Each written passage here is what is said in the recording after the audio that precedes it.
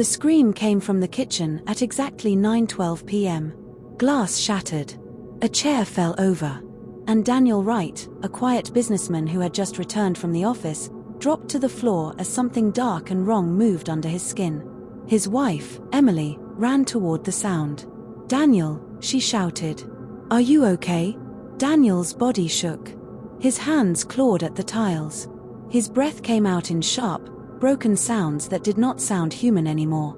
The coffee mug lay in pieces beside him, black liquid spreading across the floor like a stain. Daniel lifted his head. His eyes were not his eyes anymore. They were too dark. Too empty. Emily stepped back, her heart pounding.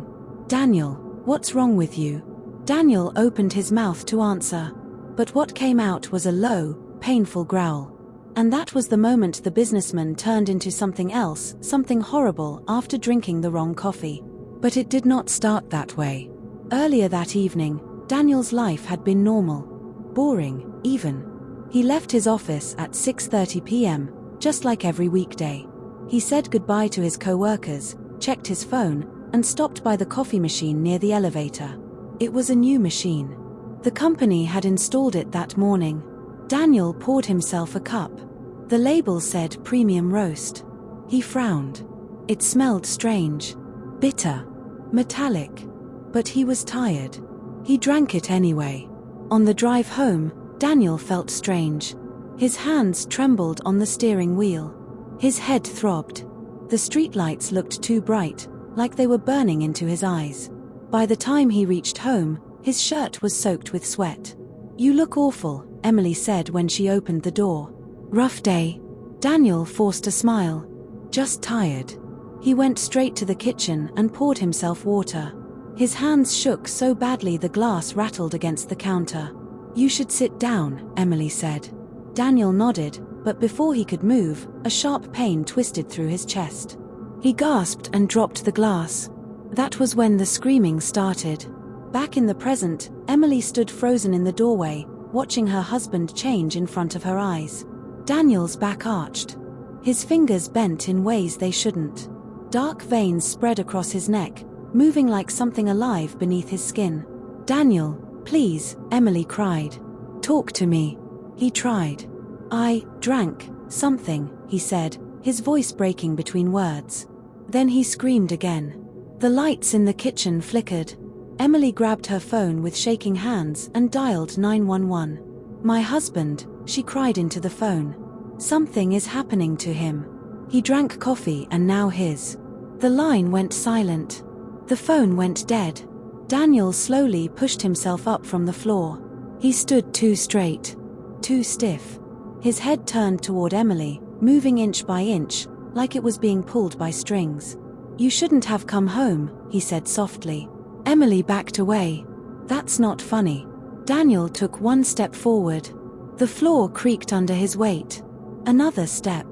His shadow stretched across the wall, growing taller than his body should allow.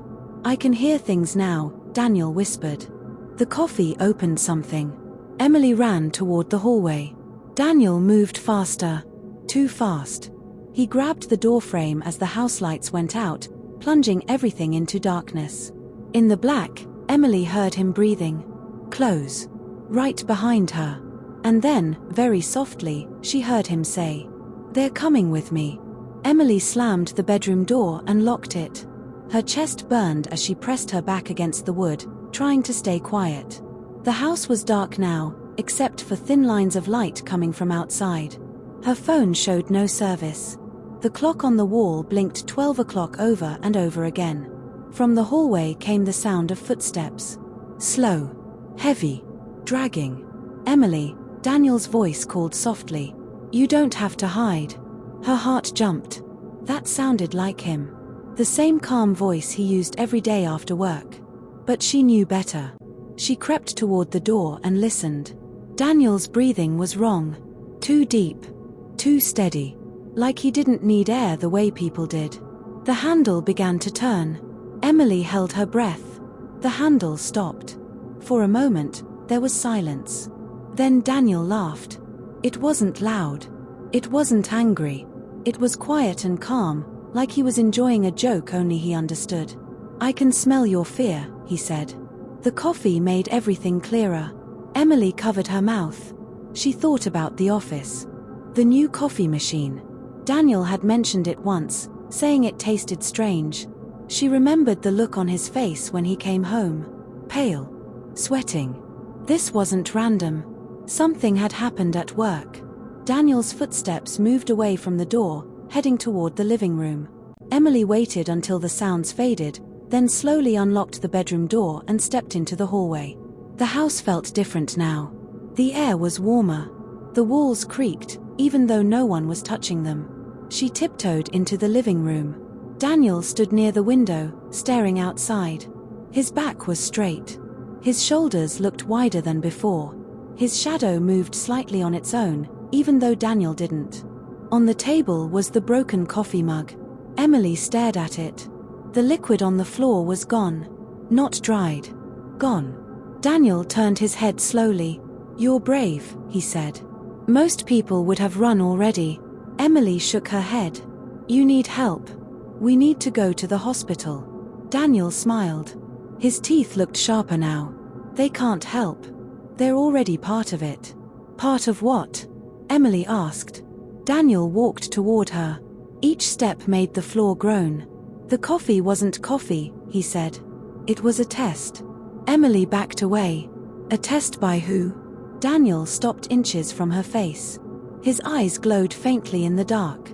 "By something that's tired of watching humans waste their lives," he whispered. "It needed someone who could listen." Emily turned and ran. She grabbed her car keys from the counter and rushed for the front door. Her hand touched the handle, and the door slammed shut. Daniel appeared behind her without a sound. "You can't leave," he said calmly. "Not tonight." The lights flickered back on. Every light in the house. Daniel stepped into the light, and Emily gasped. The veins under his skin moved slowly, like shadows crawling. His eyes reflected the light like glass. "This body is changing," Daniel said. "Soon, it won't hurt anymore." Emily's voice broke. "You're scaring me." Daniel's face twitched. For a second, she saw fear in his eyes.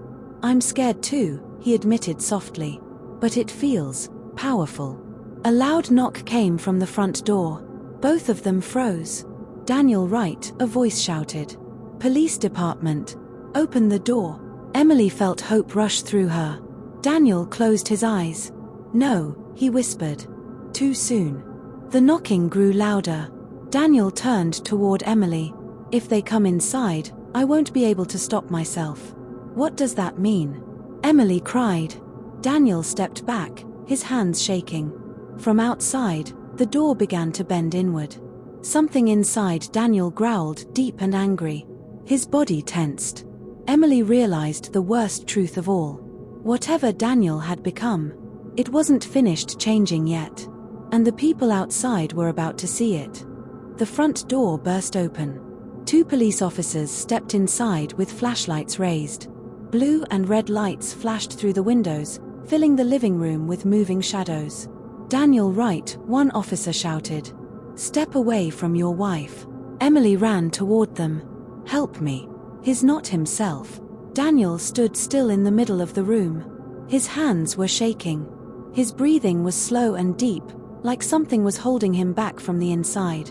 "Don't come closer," Daniel said. His voice sounded calm, but pain was hidden under it. "Please." The officers exchanged a quick look. "Sir, you need to sit down," the taller officer said. "You look sick." Daniel laughed softly. "That's one way to say it." Suddenly, the lights flickered again. All at once, the TV turned on by itself. The radio in the kitchen crackled. The microwave beeped. Every screen in the house showed the same image. A dark shape. Moving. Shifting. The officers froze. "What is that?" one whispered. Daniel clutched his head. "It's calling," he groaned. The coffee wasn't just a drink. It was an invitation. Emily cried, "Daniel, fight it." Daniel dropped to his knees. "I am fighting." The walls began to hum. A low sound filled the house, like something waking up. The officer stepped back. "Dispatch, we need backup." His radio went silent. Daniel looked up slowly. His eyes glowed faintly again. "It's too late," he said. "Once it chooses you, it doesn't let go." The dark shape on the screens moved closer, like it was pushing through the glass. One officer raised his weapon, his hands shaking. "Sir, don't move." Daniel stood up. The room felt smaller. Hotter. Emily screamed. "Please stop." Daniel turned toward her. His face twisted with pain. "I never wanted this. I just wanted to get through another workday." He looked at the officers. "You have to leave. Now." Before they could answer, the front door slammed shut again. The windows fogged up from the inside. Daniel screamed, not in anger, but in fear. The dark veins surged across his skin, then stopped. The humming faded. The screens went black. Daniel collapsed. Emily ran to him. "Daniel." He opened his eyes. They were normal again. "I can't hold it forever," he whispered. "It's spreading through the coffee machine. Through the building." The officers stared in shock. "What building?" one asked. Daniel swallowed. "My office." Sirens echoed outside. More police arrived. Daniel was taken away in an ambulance that night. The official report said it was poisoning. A bad chemical mix. A faulty machine. The company shut down the office for maintenance. No one talked about it again. Weeks later, Emily visited Daniel in the hospital. He looked normal. Quiet. Calm. "They say I'll be fine," he told her. "But sometimes I hear it." "Hear what?" Emily asked. Daniel looked at his coffee cup. "It's still thirsty." That same week, a new coffee machine was installed in another office building across town. The label read, "New blend, free trial." People lined up to try it. And somewhere deep inside the machine, something waited patiently. Learning. Choosing.